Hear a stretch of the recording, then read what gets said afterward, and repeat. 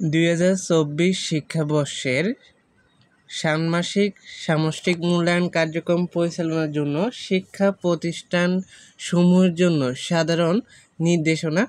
তো এখানে অনেক নির্দেশনা আছে, তোমাদের জানতে হবে প্রত্যেককে, না হয় তুমি পরীক্ষা ফেলও করতে পারো।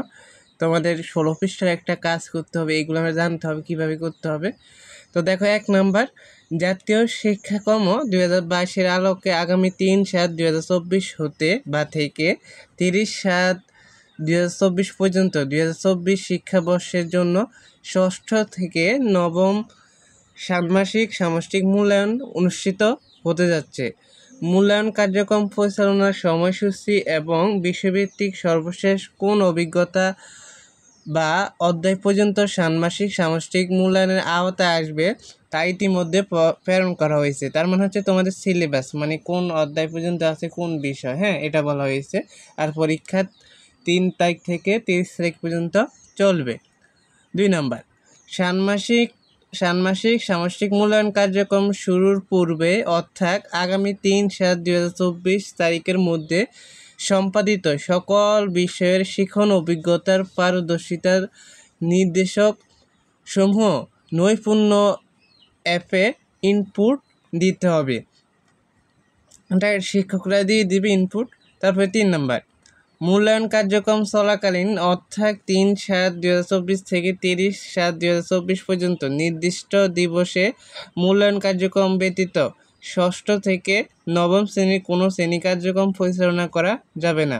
তার মানে 3 তারিখ থেকে 30 তারিখ পর্যন্ত তোমাদের যে মূল্যায়ন কার্যক্রম চলবে, এখানে আর শ্রেণী কার্যক্রম পরিচালনা করা যাবে না।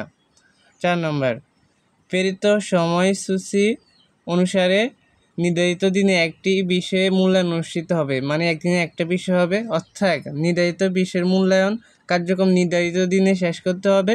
পূর্বের ন্যায় কোনো শ্রেণীর একটি বিষয়ের মূল্যায়ন কার্যক্রম একাধিক দিনে সম্পন্ন করা যাবে না। মানে একটি শ্রেণীর কার্যক্রম, একটি বিষয়ের মূল্যায়ন কার্যক্রম একাধিক দিনে সম্পন্ন করা যাবে না। আগে এমন করা হতো, হ্যাঁ, এই জন্য বলতে পূর্বের ন্যায়। তারপর 5 নম্বর, বিষয়ভিত্তিক মূল্যায়ন কার্যক্রম নির্ধারিত দিনে সর্বোচ্চ 5 ঘন্টার মধ্যে সম্পন্ন করতে হবে। মানে নির্ধারিত দিনে সর্বোচ্চ 5 ঘন্টার মধ্যে সম্পূর্ণ কাজটা করতে হবে। তবে মূল্যায়ন কার্যক্রমের উপর নির্ভর করে একটি মধ্যবর্তী বিরতি দেওয়া যেতে পারে। তোমাদের বিরতি দেওয়া হবে, হ্যাঁ, যদি স্কুল কর্তৃপক্ষ মানে শিক্ষকরা চায় তাহলে তোমাদের 5 ঘন্টার ভিতরে আবার কি দিবে, বিরতি দিবে।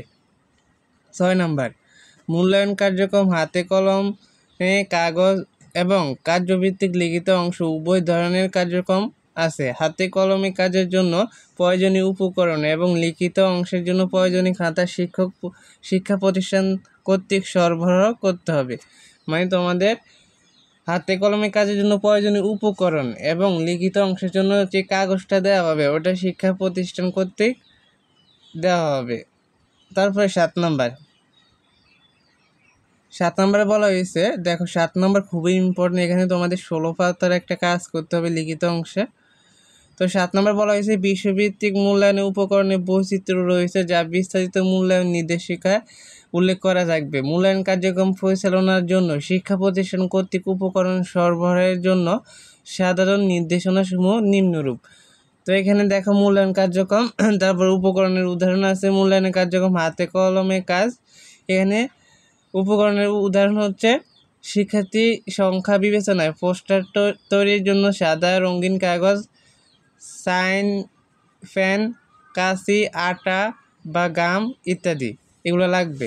আর লিখিত অংশের জন্য 16 পাতার খাতা, প্রয়োজন অতিরিক্ত পাতা সরবরাহ করতে পারবে। মানে লিখিত অংশের জন্য তোমাদের 16 পাতার একটি খাতা দেওয়া হবে, প্রয়োজন অতিরিক্ত তোমরা পাতা সরবরাহ করতে পারবে যদি লাগে আর কি। মূল্যায়নপত্র, সরবরাহকৃত মূল্যায়নপত্র থেকে শিক্ষার্থীর নির্দেশনা ও মূল্যায়ন বা প্রশ্নপত্র অংশটি ফটোকপি করে সকল শিক্ষার্থীদের সরবরাহ করতে হবে। মানে স্কুল কর্তৃক তোমাদের প্রশ্ন দেবে, ওইটা সকলকে দেওয়া হবে, তো ওইভাবে তোমরা লিখবে।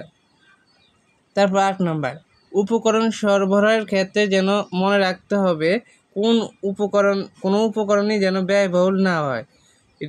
রিসাইকেল, রিউজ আপসাইকেল উপকরণ ব্যবহার করতে হবে। 9 নম্বর, অভিভাবক বা শিক্ষার্থীকে উপকরণ সরবরাহের জন্য কোনো নির্দেশনা প্রদান করা যাবে না। মানে বলা হয়েছে অভিভাবক বা শিক্ষার্থীকে তোমাদের স্যারেরা যদি বলে যে বাড়ি থেকে এগুলো নিতে উপকরণ, তাহলে তোমরা বলবা যে মূল্যায়নে বলা হয়েছে শিক্ষার্থী বা অভিভাবককে উপকরণ সরবরাহের কথা বলা যাবে না, এটা স্কুল থেকে দিবে। তারপরে 10 নম্বর, মূল্যায়ন কার্যক্রম পরিচালনার জন্য শিক্ষার্থীদের অভিভাবকের নিকট থেকে সীমিত পরিমাণে মূল্যায়ন কার্যক্রম পরিচালনা ফি নেওয়া যেতে পারে। এখানে আবার বলা হয়েছে মূল্যায়ন কার্যক্রম পরিচালনার জন্য শিক্ষার্থীদের অভিভাবকের নিকট থেকে সীমিত পরিমাণে মূল্যায়ন কার্যক্রম পরিচালনা ফি নেওয়া যেতে পারে। মানে পরীক্ষার ফি বলতে পারো, পরীক্ষার ফি নিতে পারে, বেশি পরিমাণে না, বলা হয়েছে সীমিত পরিমাণে। 11 নম্বর, মূল্যায়ন কার্যক্রম পরিচালনার জন্য মূল্যায়ন নির্দেশনা মূল্যায়ন কার্যক্রম শুরুর পূর্বের দিন নৈপুণ্য অ্যাপের প্রতিষ্ঠান ড্যাশবোর্ড মাস্টার ডট